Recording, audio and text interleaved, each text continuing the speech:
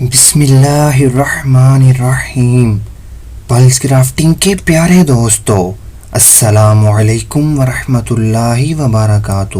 پیارے دوستو، حجر اسود کے بارے میں تو آپ یقیناً جانتے ہوں گے، جس کو ہر سال لاکھوں لوگ بوسہ کرتے ہیں اور یہ سلسلہ صدیوں سے جاری ہے۔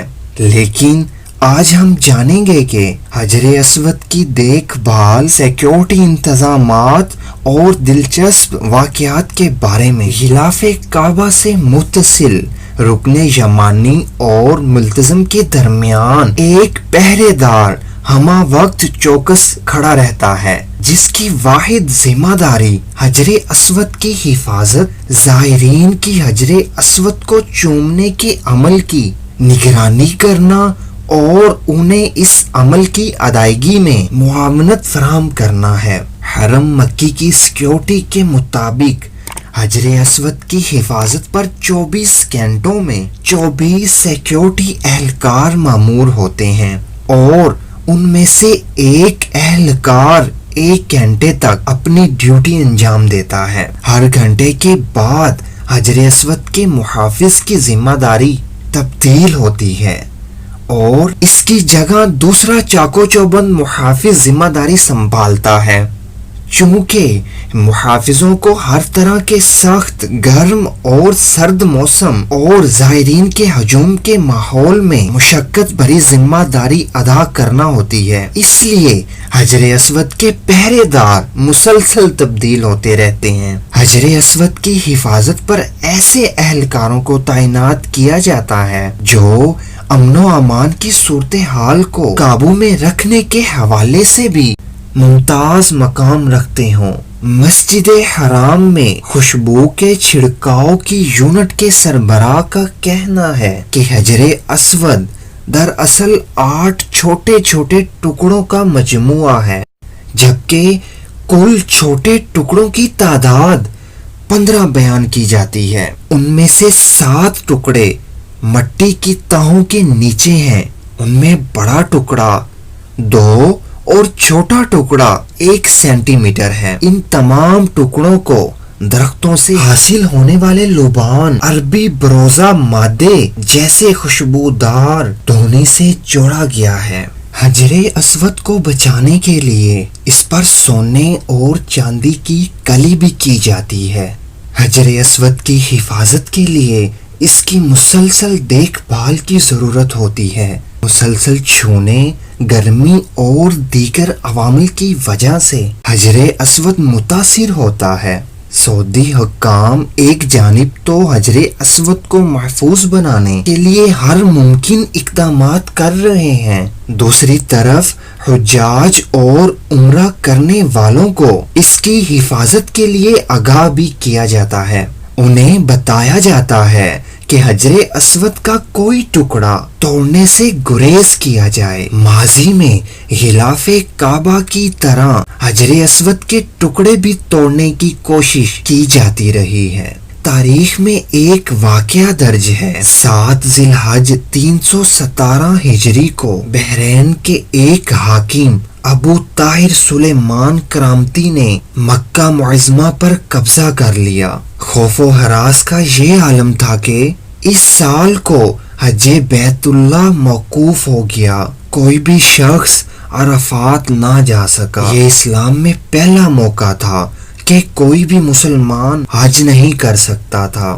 اسی ابو طاہر کرامتی نے حجر اسود کو خانہ کعبہ سے نکالا اور اپنے ساتھ بحرین لے گیا۔ پھر بنو عباس کے خلیفہ مقتدر باللہ نے ابو طاہر کرامتی کے ساتھ فیصلہ کیا اور 30,000 دینار دے دیے۔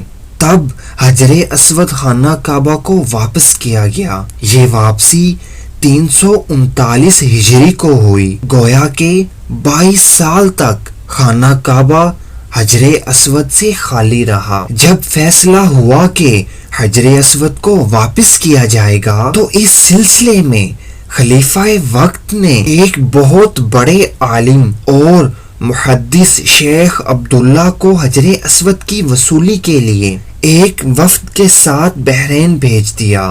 یہ واقعہ علامہ سیوطی کی روایت سے اس طرح نقل کیا گیا ہے کہ جب شیخ عبداللہ بحرین پہنچ گئے تو بحرین کے حاکم نے ایک تقریب کا اہتمام کیا جس میں حجر اسود کو ان کے حوالے کیا گیا اور ایک پتھر خوشبودار اور خوبصورت غلاف میں سے نکالا گیا کہ یہ حجر اسود ہے، اسے لے جائیں۔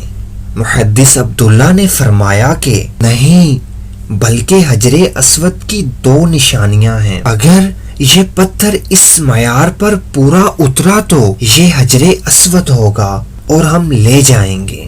پہلی نشانی یہ کہ پانی میں ڈوبتا نہیں ہے، دوسری یہ کہ آگ سے گرم بھی نہیں ہوتا۔ اب اس پتھر کو جب پانی میں ڈالا گیا تو وہ ڈوب گیا، پھر آگ میں اسے ڈالا تو سخت گرم ہو گیا۔ شیخ نے فرمایا ہم اصل حجر اسود کو لیں گے۔ پھر اصل حجر اسود لایا گیا اور آگ میں ڈالا گیا تو ٹھنڈا نکلا، پھر پانی میں ڈالا گیا، وہ پھول کی طرح پانی کے اوپر تیرنے لگا تو محدث عبداللہ نے فرمایا یہی ہمارا حجر اسود ہے اور یہی خانہ کعبہ کی زینت ہے اور یہی جنت والا پتھر ہے۔ اس کے بعد جب قافلہ واپس مکہ کی طرف روانہ ہوا تو حجر اسود کو ایک کمزور اونٹنی پر رکھا گیا جس نے تیز رفتاری سے اسے خانہ کعبہ تک پہنچا دیا۔ حجر اسود کی وجہ سے اس اونٹنی میں زبردست طاقت آ گئی تھی کیونکہ حجر اسود اپنے مرکز بیت اللہ کی طرف واپس جا رہا تھا۔ کہا جاتا ہے کہ جب حجر اسود کو بیت اللہ سے نکال کر بحرین لایا جا رہا تھا تو جس اونٹ پر بھی رکھا جاتا وہ کچھ فاصلے کے بعد مر جاتا، حتیٰ کہ بحرین پہنچنے تک 40 اونٹ مر گئے تھے۔